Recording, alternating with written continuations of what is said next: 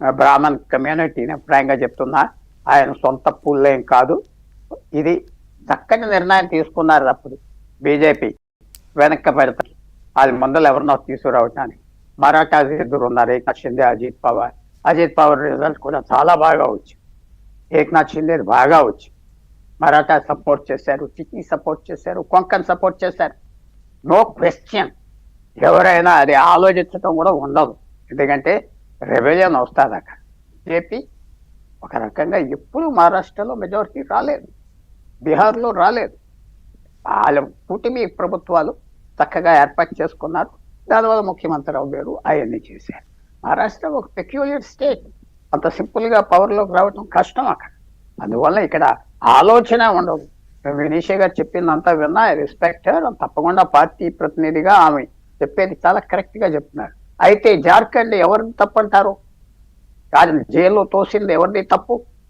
6 నెలలు జైల్లో పెట్టి బయటికి హీరోగా హైకోర్టు తీసుకొచ్చాక ఇక్కడ విజయం పంచుకోవటానికి నేను ముందలు వచ్చాను, అక్కడ ఓటు మీద పంచుకోవటానికి నేను పారిపోతానా?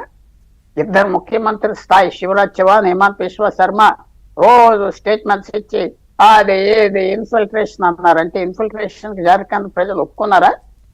ఆ బంగ్లాదేశ్ వచ్చిన వాళ్ళతో పెళ్లిళ్ళు 1000 మంది చేసుకున్నారు, అది ఒప్పుకున్నారా? అవన్నీ చాలా డేంజరస్ పొజిషన్.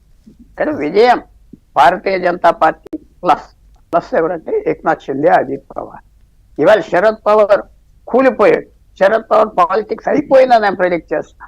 ఎమ్మెల్యేలు తెచ్చుకోలేకపోయాడు, అల్లరి చేసేది. సంవత్సరం పార్లమెంట్ ఎలక్షన్స్ తర్వాత వాళ్ళు కళ్ళు మూసిపోయారన్న మాట కూడా వాడుతున్నా. 31 సీట్లు వచ్చి నేను ఇలా అయిపోయారని. అదేం అవ్వలేదు, తిరిగి చక్కగా వచ్చారు. విజయ్ క్రెడిట్ చేద్దాం. Eknath Shinde is the chief minister.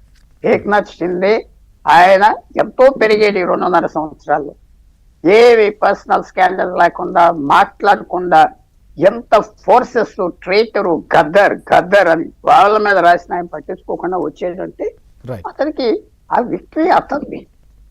పార్టీలు వస్తాయి, పార్టీలు ఉంటున్నాయి, ఇప్పుడు 100 సీట్లు తెచ్చుకుంటున్నారు, కాదందం. తర్వాత మోడీ గారు తక్కువ తిరిగారు మహారాష్ట్రలో. హర్యానాలో 4 సార్లు తిరిగాడు ఈ ఎలక్షన్ లో. ఆయన అసెంబ్లీ పోయినసారి 12 సార్లు తిరిగారు. ఎందుకంటే అర్థమైపోయింది, ఓవర్ ఎక్స్పోజ్ అయిపోతే ప్రజలు పట్టించుకోరు. మినిమం గా మీ స్థాయి మీకు ఉన్నది. దేశానికి బిగ్గెస్ట్ లీడర్, చక్కగా ప్రధానమంత్రి చేస్తున్నారు, ఎవరు కాదంటలేదు. స్టేట్ ఎలక్షన్స్ వచ్చేటప్పటికి స్థానిక నాయకులు ఉంటేనే ముందలకు వస్తారు. అది అర్థం చేసుకున్నారని నేను చెప్పను, పెద్ద మాట వాడను. వాళ్ళు దే డిడ్ నాట్ క్యాన్వస్, ఏదో అక్కడక్కడ పలసగా చేశారు. Victory yes. ఫడ్నవీస్ మంచి అడ్మినిస్ట్రేటర్, మంచి చీఫ్ మినిస్టర్ గా పేరు తెచ్చుకున్నారు. కానీ పొలిటికల్ గా మేనేజ్ చేసుకోలేకపోయాడు. అని ఉన్నది, మంచి చీఫ్ మినిస్టర్ చేశాడు, అది కాదన్ను. మంచి లీడరు, మంచి ఆర్గనైజర్. కదా ఆ కాస్ట్ పాలిటిక్స్, ఆ సివియర్ ఫైటింగ్. ఎవరు పెద్ద నాయకుడు మహారాష్ట్రలో ఒక్కటి లేడే. ప్రాంతాల వారీగా, నియోజకవర్గాల వారీగా ఉన్నారు. శరద్ పవార్ గారు 5 జిల్లాలకి, ఉద్ధవ్ ఠాకరే 10 జిల్లాలకి, కాంగ్రెస్ పార్టీ విదర్భ. అది ఒక పెక్యులర్ ప్లేస్ మహారాష్ట్ర. బయట వాళ్ళు కూడా తక్కువ ఇన్ఫ్లుయెన్స్ ఉన్నది. ఏక్నాథ్ షిండే ఆయన తప్ప ఎవరిని ఇలాగే కంటిన్యూ అవుతుంది. ఫడ్నవీస్ నేను ఉప ముఖ్యమంత్రిగా ఉన్నాడు అంటే ఆయన పేరు బీజేపీ ప్రెసిడెంట్ గా వస్తుంది, ఎవరిని అపాయింట్ చేయాలని పేరు పలుకుతుంది. అందువల్ల వాళ్ళు పవార్ ఉంటాడు, ఈయన ఏక్నాథ్ షిండే ఉంటాడు. మరి ఫడ్నవీస్ గారు ఒప్పుకుంటారా, ఢిల్లీ వస్తారా, ఆయన చాయిస్, ఆ పార్టీ నిర్ణయం చేస్తారు. చూద్దాం సార్, ఎలాంటి నిర్ణయం తీసుకుంటారు అనేది కూడా మనం చూడాలి. Thank you so much Pullarao గారు, వినూష గారు.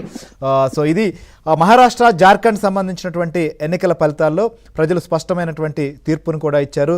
దేశంలో మనం చూసాం, హర్యానా, జమ్మూ కాశ్మీర్ ఎలక్షన్లు జరిగినప్పుడు అటు ఇండియా కూటమికి, ఎన్డీఏ కూటమికి కూడా చెరొక రాష్ట్రం దక్కింది. సో ఇప్పుడు పెద్ద రాష్ట్రం మహారాష్ట్ర, ఇక్కడ కాంగ్రెస్ కూటమి కోల్పోయినప్పటికీ కూడా జార్ఖండ్లో విజయం సాధించబోతున్నటువంటి